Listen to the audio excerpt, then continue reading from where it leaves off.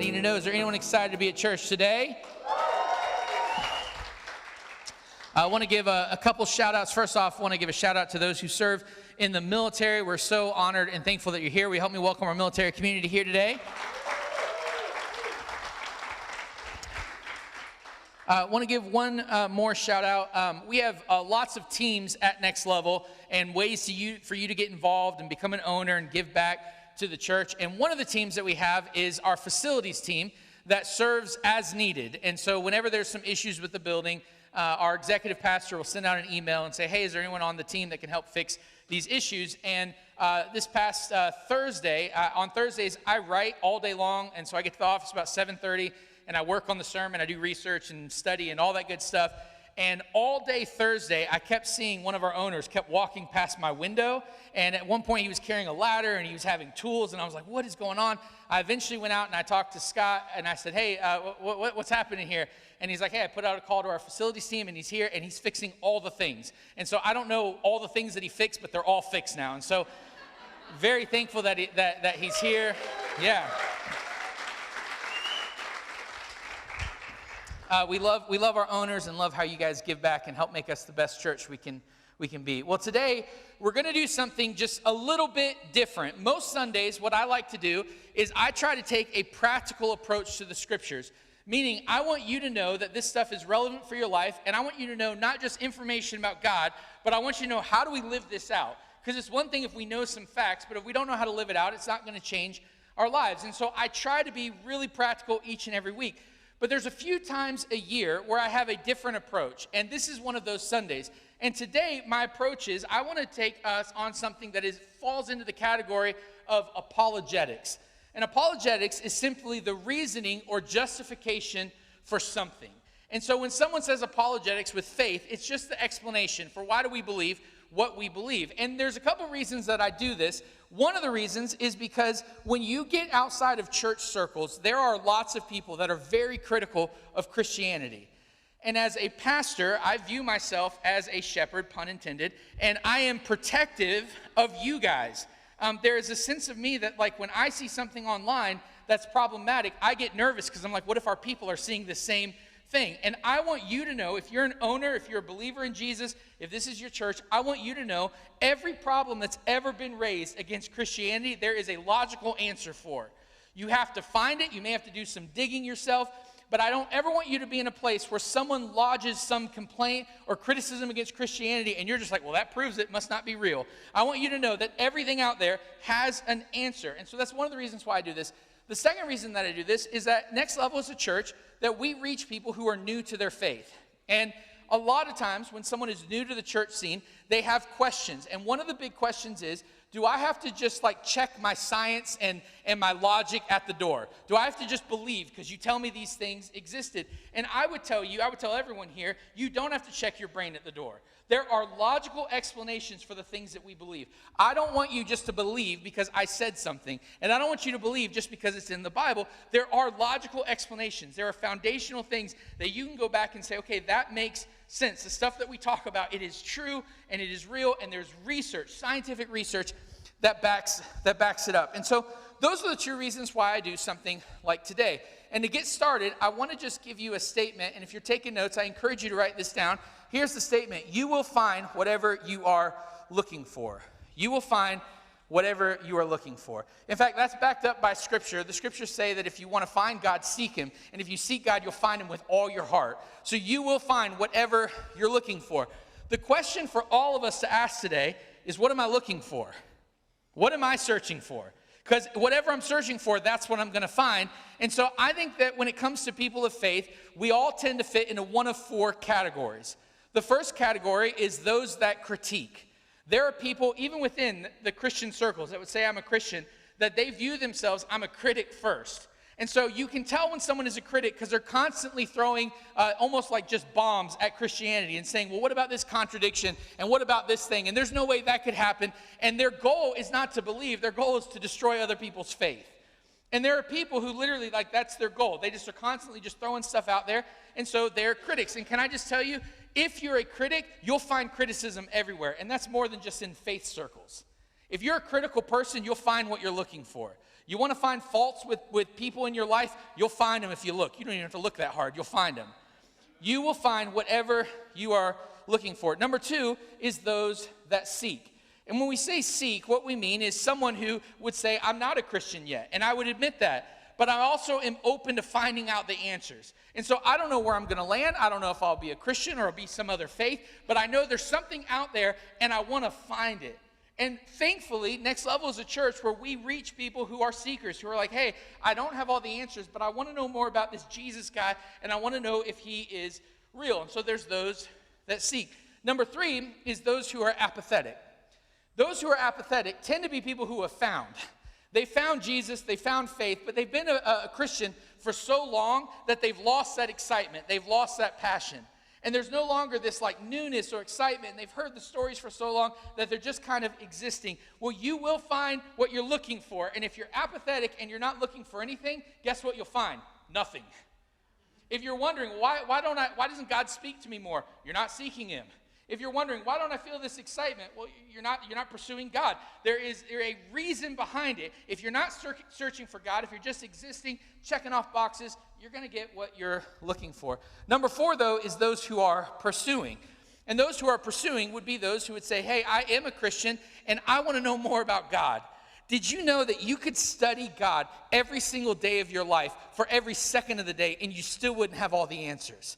God is so big and so amazing that literally we could spend our whole lives searching for him and seeking him, and we'll keep learning more. It's kind of like being in a relationship with a woman. They're always changing. It's like,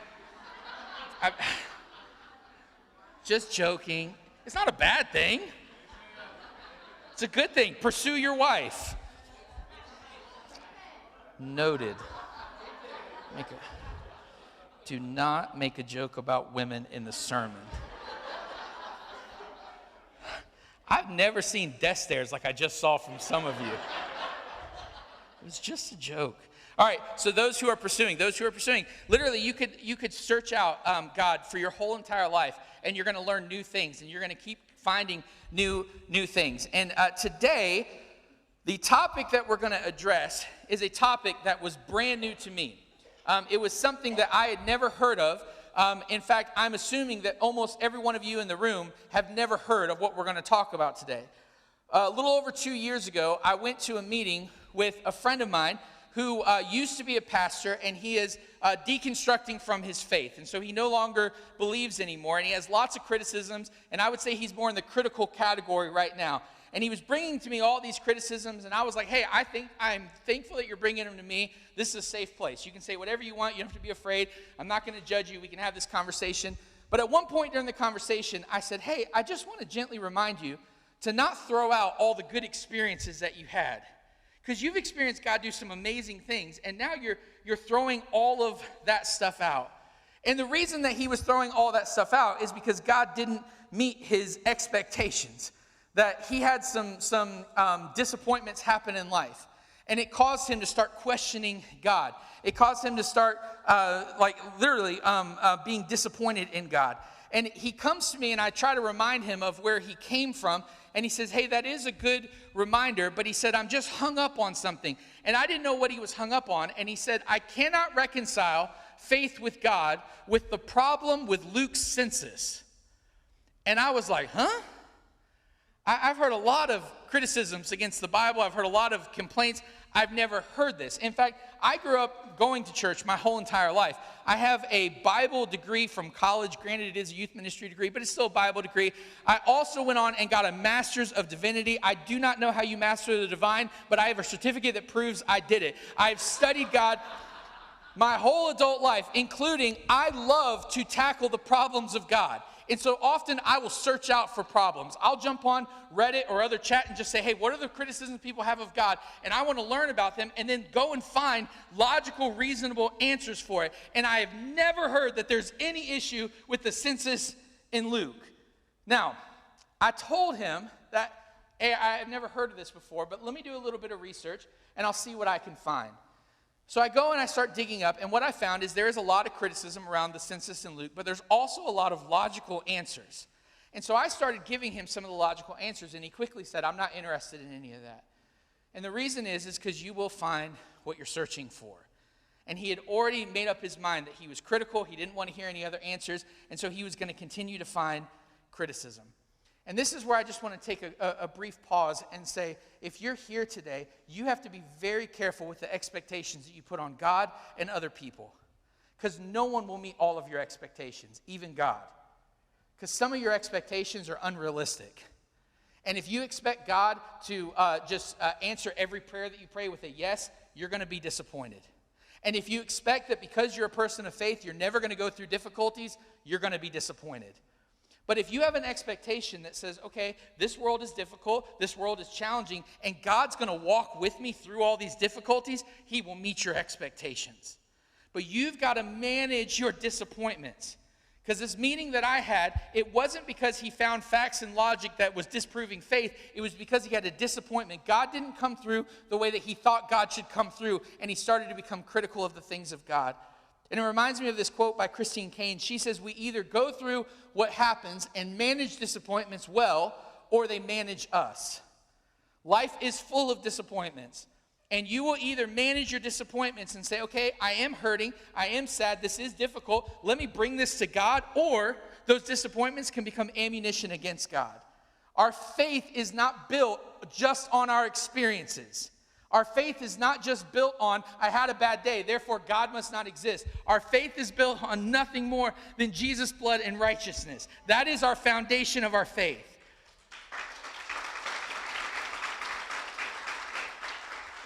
So when my life and my experiences don't match who I think God should be, that's when I run to the Bible and I try to match my experiences with the Bible. And it kind of reminds me of this famous quote by Henry Ford.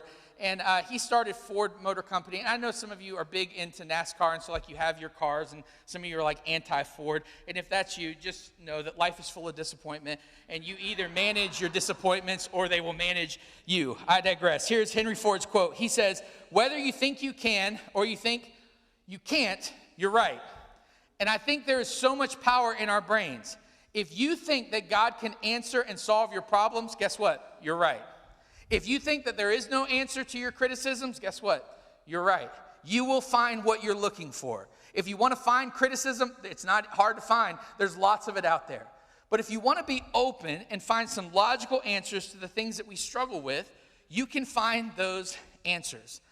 And I want to really give a valuable lesson right here at the top and just say that you've got to be very careful with what you expose your heart and your mind to, and you are the one that has to protect your heart. In fact, the scripture says in Proverbs 4:23, above all else, above everything else, guard your heart, for everything you do flows from it. So when you find disappointments happening, when you find you're starting to say, I don't know if I believe this stuff, bring that to somebody that can help you. Don't just hold on to it. Don't just keep it between you and yourself. Bring it to someone. Say, hey, I'm starting to have some doubts. I have some questions. I'm wrestling with some things. It's okay to wrestle with these things. You just got to be careful from becoming a critic, because that's when it starts to go really, really, really south. So, most of you have probably never heard of this problem with Luke's census, and I understand that, because up until 2 years ago, I had never heard it. But according to David Armitage, the academic administrator of Tyndale House Publishing, he says the reference to the census in Luke 2:1-2 is arguably the most difficult historical problem in the New Testament. There are a few other texts which present comparable challenges. So inside church circles, we're just like, yeah, there's no issue. Outside church circles, they're like, that's majorly problematic, and we need to wrestle with it. So let's dive in and see what this challenge is all about.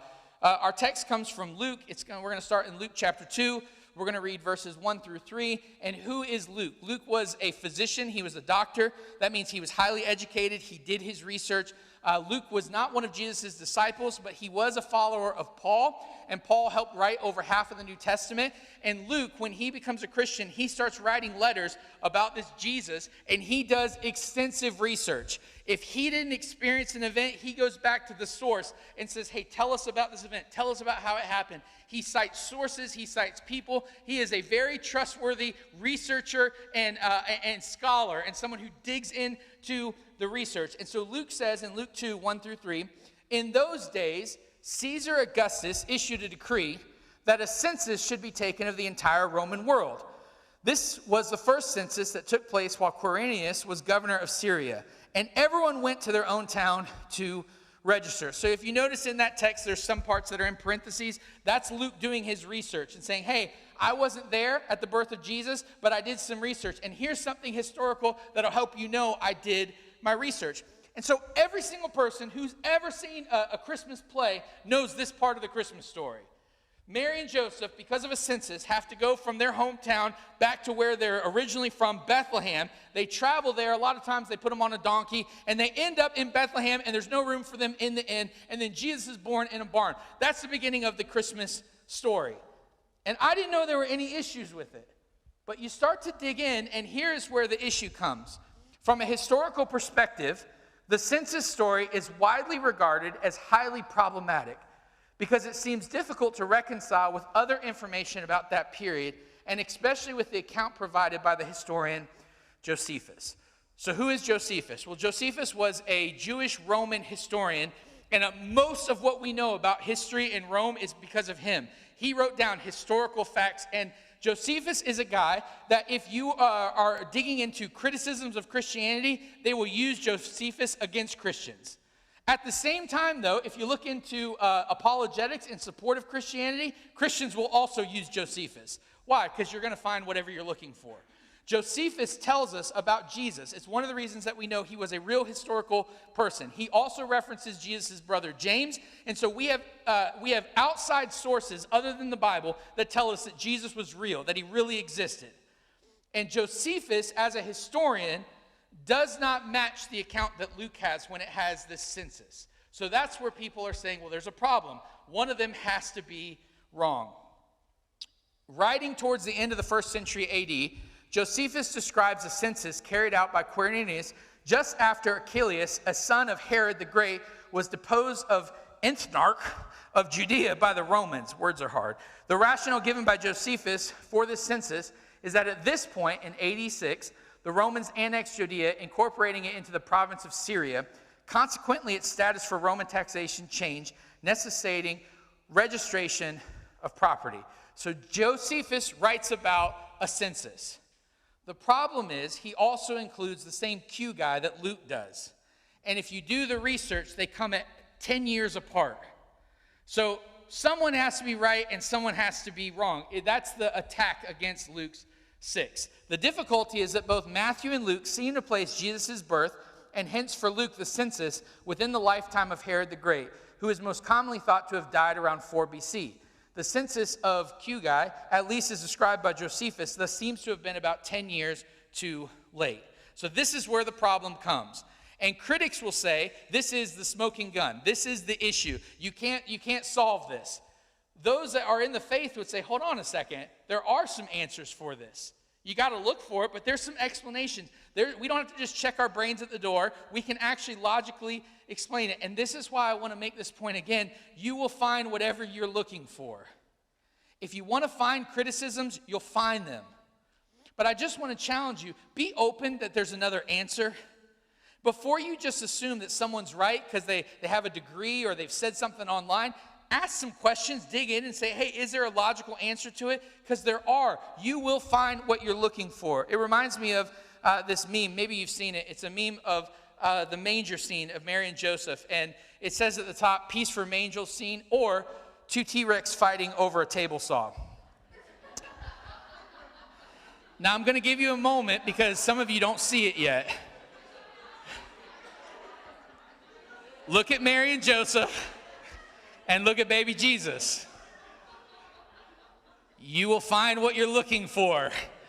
My whole life, I've seen images like that, and it's always Mary, Joseph, and baby Jesus. But now that you've seen the T-Rex, you can't unsee it.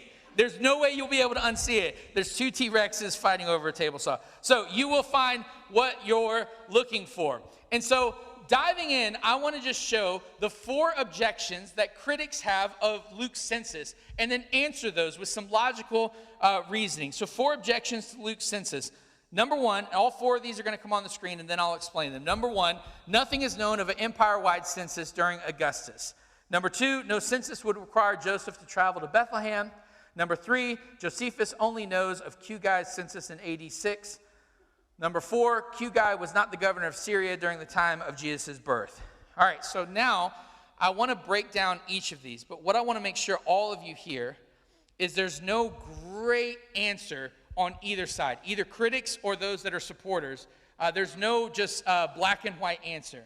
In fact, Howard Marshall suggests in his commentary on Luke that for this question, no solution is free from difficulty. And that includes critics. So if you have a critic who says you can't argue with that, you need to know that's problematic. You can argue with it. But if you're a person of faith, you also need to know we have some answers for this, but none of us were there. None of us were there when Jesus was born, and so these are our best attempts to answer it. And what you'll be able to see is there are some logical explanations for all of this, but we have to hold it with humility to know, hey, we could be wrong about some details. So let's break these down. Nothing is known of an empire-wide census during Augustus. This claim seems pretty straightforward, and it comes at Christians all the time. Augustus never did a census, and it seems pretty black and white. But once you start digging, what you find is that claim is not based out of truth. According to historical records, Augustus instituted at least 3 censuses. We also know other cyclical censuses that transpired across the empire during this time period in places such as Syria, Gaul, and Spain. If this is true, why couldn't Augustus issue a census in Palestine for taxation purposes? So the claim is that Augustus didn't issue that. We don't know that. But it's like, hey, he did other censuses. We know that he did other censuses. And we don't have historical documents of all of them. But if we know he did at least 3 others, then why are we quick to throw out that Luke says he did this other one? Let's be careful when we throw it out, because Augustus did multiple censuses in his reign. Number 2, no census would require Joseph to travel from Bethlehem. So this is a statement that is made to cause you to doubt your faith. The problem with this statement is it is only looking at it from a Roman perspective.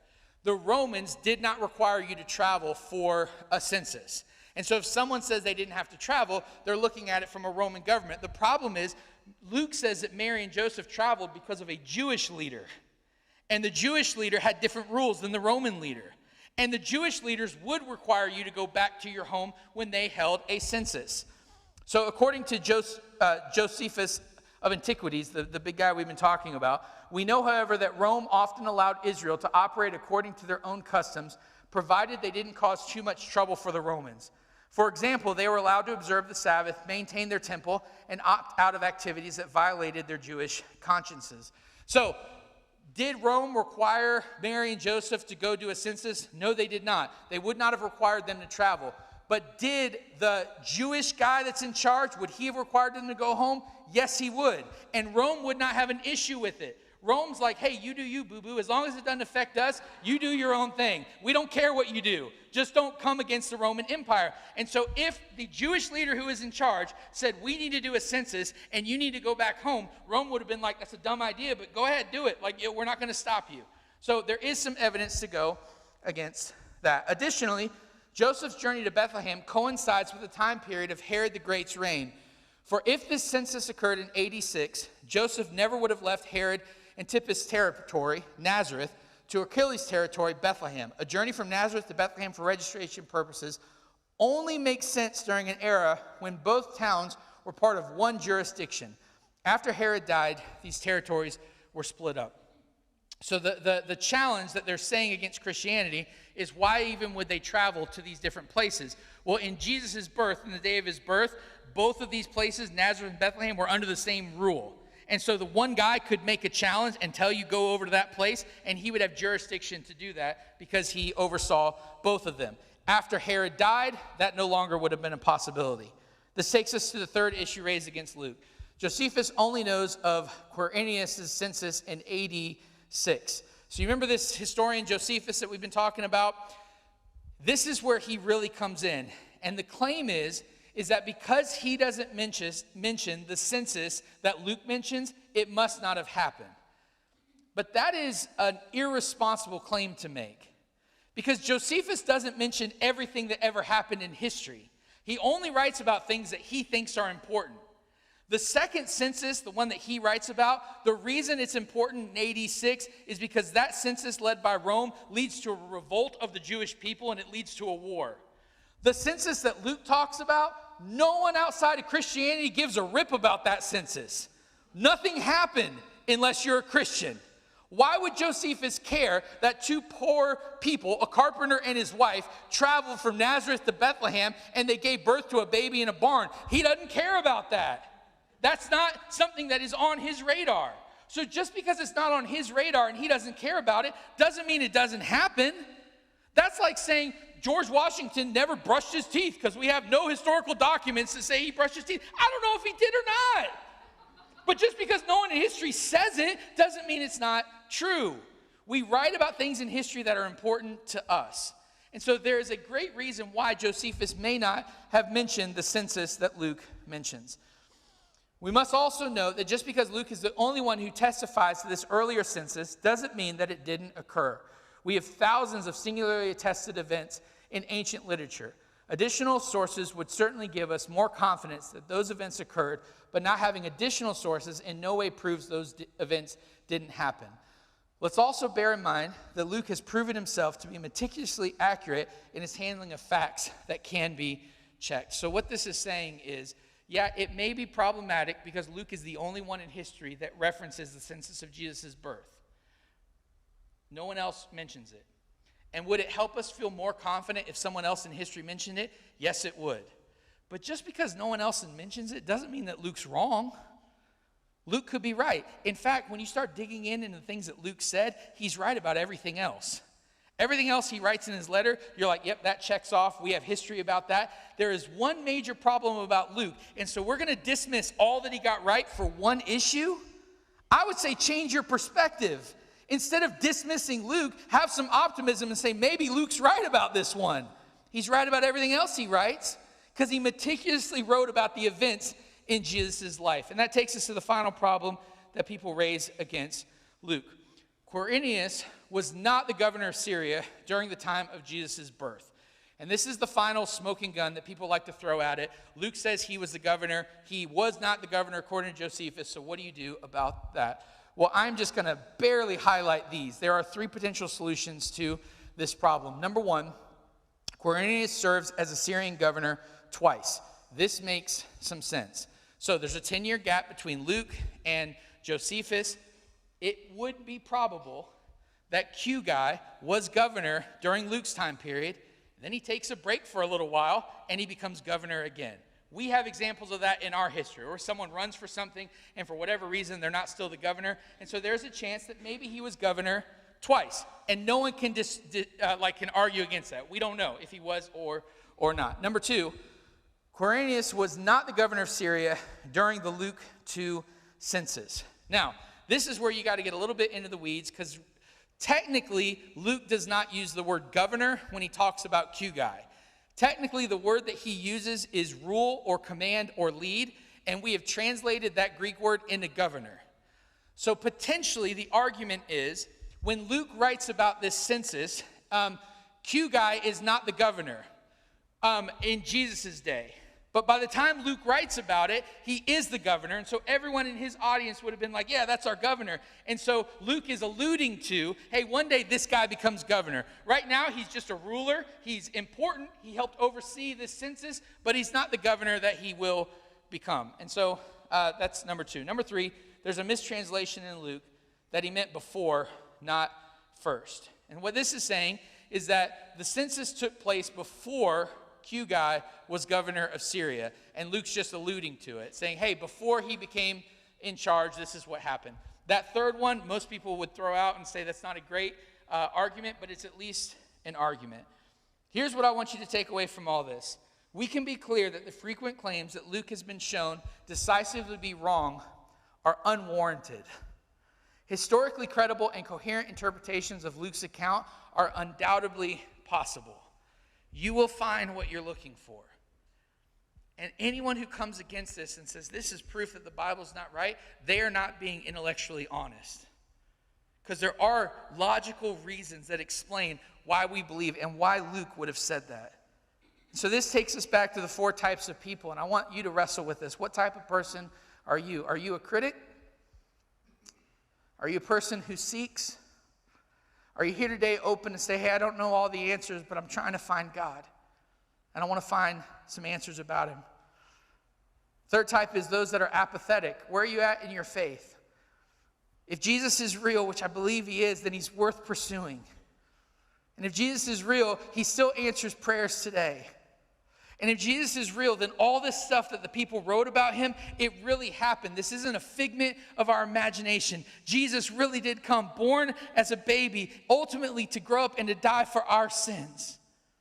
And so if that is true, then we as people of faith, we should be pursuing him with all of our hearts. So the question is, what type of person are you? I would say that Jesus is worth pursuing. I would say he's worth giving our life to. I would say Jesus is God, and I believe that you will spend your life, if you spend your life pursuing him, I believe you will have zero regrets. I've never met anyone that said, I gave my life to Jesus and I lived for him all my life, and you know what? I wasted it. I've never met anyone that says that. God is worthy of our pursuit. He is worthy of our passion. He's worthy of our questions. And so if you're here today and you're like, I just can't fully believe because I have some questions, guess what? There's some answers for your questions. Just ask them. Make sure, though, you ask them to the right people, because you will find whatever you're looking for. If you're here today and you would say, hey, I've never made Jesus Lord of my life, and you'd like to, I want to give you an opportunity to do that. I want to say a prayer, and if you're like, hey, I have enough evidence to believe, I'm ready. I just want to ask you to quietly pray this prayer in your heart after me, with every head bowed and every eye closed. Would you just repeat after me if you want to make God the God of your heart? God, I come before you and I admit that I'm a sinner. I admit that I've messed up. God, I thank you that you sent your son to die for my sins. And I ask that you just wash me white as snow. God, help me to find what I'm looking for. Help me to find you. And I ask God that you help me to live for you all the days of my life. In Jesus' name, amen.